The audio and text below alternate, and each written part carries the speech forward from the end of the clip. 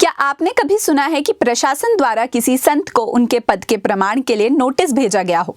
दरअसल प्रयागराज में चल रहे माघ मेले के बीच एक नया विवाद खड़ा हो गया है, जहां मेला प्रशासन ने स्वामी अविमुक्तेश्वर सरस्वती को एक नोटिस जारी कर उनके शंकराचार्य पद के उपयोग पर सवाल उठाए हैं। इस नोटिस के बाद संत समाज और प्रशासनिक गलियारों में हलचल तेज हो गई है। क्या है पूरा मामला, चलिए विस्तार से समझते हैं।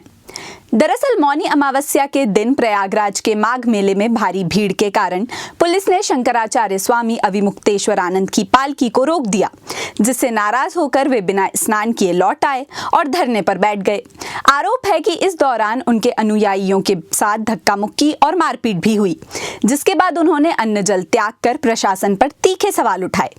वहीं प्रशासन और प्रयागराज की मंडलायुक्त का कहना है कि शंकराचार्य बिना अनुमति के अपने रथ पर सवार होकर आए थे और भीड़ को बाधित कर रहे थे, जिससे असुविधा हो रही थी। इसलिए अब विवाद बढ़ता देख प्रशासन ने एक औपचारिक नोटिस जारी कर उनके शंकराचार्य पद के दावे पर स्पष्टीकरण मांगा है। इस नोटिस में सवाल किया गया है कि जब शीर्ष अदालत ने अंतिम फैसला होने तक किसी को भी शंकराचार्य नियुक्त करने से मना किया है, तो स्वामी अविमुक्तेश्वर आनंद अपने शिविर और बोर्ड पर इस पद का उपयोग कैसे कर रहे हैं? प्रशासन ने इसे अदालत की अवमानना का संकेत मानते हुए 24 घंटे के भीतर जवाब दाखिल करने का निर्देश दिया है।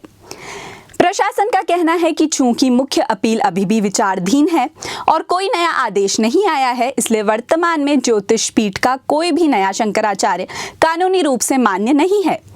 वहीं कानूनी विशेषज्ञों का मानना है कि ज्योतिष पीठ के उत्तराधिकारी के रूप में स्वामी अविमुक्तेश्वर आनंद को किसी भी प्रकार की जमीन का आवंटन करना या उन्हें शंकराचार्य के रूप में मान्यता देना सीधे तौर पर सुप्रीम कोर्ट की अवहेलना मानी जाएगी।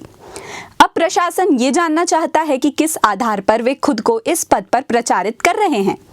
वहीं इस पर जवाब देते हुए शंकराचार्य स्वामी अविमुक्तेश्वर आनंद सरस्वती ने आज उत्तर प्रदेश सरकार को अपने वकील के माध्यम से कानूनी नोटिस भेजा, जिसमें साफ कहा गया है कि अगर मेला प्रशासन से जुड़ा 19 जनवरी का नोटिस 24 घंटे के भीतर वापस नहीं लिया गया, तो सरकार और जिम्मेदार अधिकारियों के खिलाफ अदालत की अवमानना सहित अन्य कानूनी कार्यवाही की जाएंगी।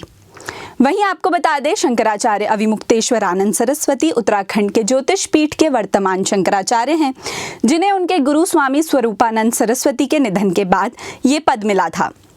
लेकिन उनके शंकराचार्य बनने को लेकर विवाद है, क्योंकि अन्य मठों के शंकराचार्य इसे स्वीकार नहीं करते।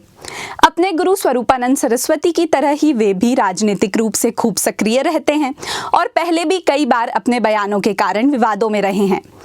2024 में अयोध्या राम मंदिर निर्माण के दौरान भी उन्होंने मंदिर की प्राण प्रतिष्ठा का विरोध किया था।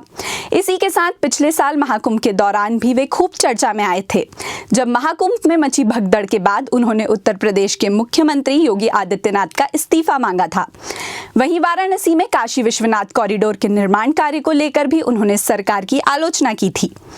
अब प्रशासन और शंकराचार्य अविमुक्तेश्वर आनंद के बीच होने वाली ये कानूनी भिड़ंत क्या मोड़ लेती है, जानने के लिए जुड़े रहिए हमारे साथ। धन्यवाद।